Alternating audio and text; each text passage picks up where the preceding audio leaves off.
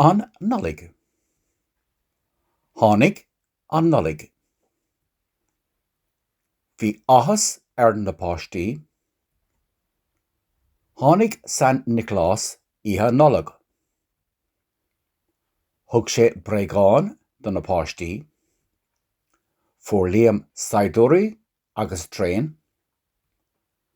Fuair úna teach bábóga agus leabhar.